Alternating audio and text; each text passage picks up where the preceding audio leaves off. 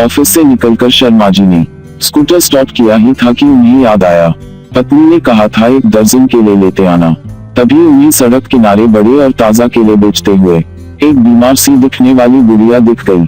वैसे तो वह फल हमेशा राम आश्रय फ्रूट भंडार से ही लेते थे, पर आज उन्हें लगा कि क्यों न बुढ़िया से ही खरीद लूं। उन्होंने बुढ़िया से पूछा, माइक केले कैसे दिए? बुढ़िया बोली, बाबूजी 20 रुपए दर्जन। शर्मा जी बोले, मैं 15 रुपए दूंगा। बुढ़िया ने कहा, 18 रुपए दे देना, 2 पैसे मैं भी कमा लूंगी। शर्मा जी बोले, 15 रुपए लेने हैं तो बोल। बुझे चेहरे से बुढ़िया ने नक में गर्दन हिला दी। शर्मा जी बिना कुछ कहे चल पड़े और राम आश्रय फ्रूट भंडार पर आकर केले का भाव पूछा तो वह बोला, 28 रुपए दर्जन है। बाबूजी कितनी दर्जन दूं? शर्मा जी बोले, 5 साल से फल तुमसे ही ले रहा हूँ, ठीक भाव लगाओ। तो उसने सामने लगे बोर्ड की ओर इशारा कर दिया। बोर्ड पर लिखा था, मोल भाव करने वाले माफ करें। शर्मा जी को उसका यह व्यवहार बहुत बुरा लगा। उन्होंने कुछ सोचकर स्कूटर को वापस ऑफिस की ओर मोड़ दिया। सोचते सोचते वह बुढ़िया के पास पहुंच गए। बुढ़िया ने उन्हें पहचान लिया और बोली, बाबूजी केले दे दूं, पर भाव 18 रुपए से कम नहीं लगाऊंगी। शर्मा जी ने मुस्कुराकर कहा, माई 1 नहीं 2 दर्जन दे दो और भाव की चिंता मत करो। बुढ़िया का चेहरा खुशी से दमकने लगा। केले देते हुए बोली, बाबूजी मेरे पास थैली नहीं है। फिर बोली, एक टाइम था जब मेरा आदमी जिंदा था तो मेरी भी छोटी सी दुकान थी, सब्जी फल सब बिकता था उस पर। आदमी की बीमारी में दुकान चली गई, आदमी भी नहीं रहा, अब खाने के भी लाले पड़े हैं।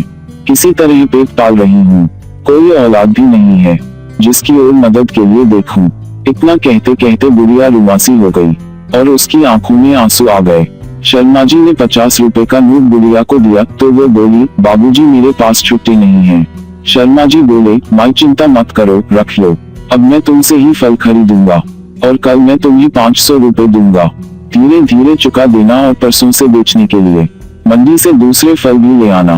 बुढ़िया कुछ कह पाती उसके पहले ही शर्मा जी घर की ओर रवाना हो गए। घर पहुंचकर उन्होंने पत्नी से कहा, न जाने क्यों हम हमेशा मुश्किल से पेट पालने वाले थड़ी लगाकर सामान बेचने वालों से मोल भाव करते हैं, किंतु बड़ी दुकानों पर मुंह मांगे पैसे दे आते हैं। शायद हमारी मानसिकता ही बिगड़ गई है। गुणवत्ता के स्थान पर हम चकाचौंध पर अधिक ध्यान देने लगे हैं। अगले दिन शर्मा जी ने बुढ़िया को 500 रुपए देते हुए कहा, माई लौटाने की चिंता मत करना, जो फल खरीदूंगा उनकी कीमत से ही चुक जाएंगे। जब शर्मा जी ने ऑफिस में ये किस्सा बताया तो सबने बुढ़िया से ही फल खरीदना प्रारंभ कर दिया। 3 महीने बाद ऑफिस के लोगों ने स्टाफ क्लब की ओर से बुढ़िया को एक हाथ ठेला भेंट कर दिया। बुढ़िया अब बहुत खुश है। उचित खान पान के कारण उसका स्वास्थ्य भी पहले से बहुत अच्छा है। हर दिन शर्मा जी और ऑफिस के दूसरे लोगों को दुआ देती नहीं थकती।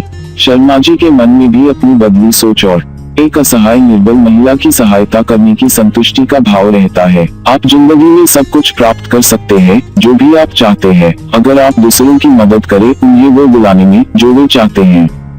यदि आपके पास कुछ जरूरत से ज्यादा है तो इसे उनके साथ बांटें जिन्हें इसकी जरूरत ज्यादा है।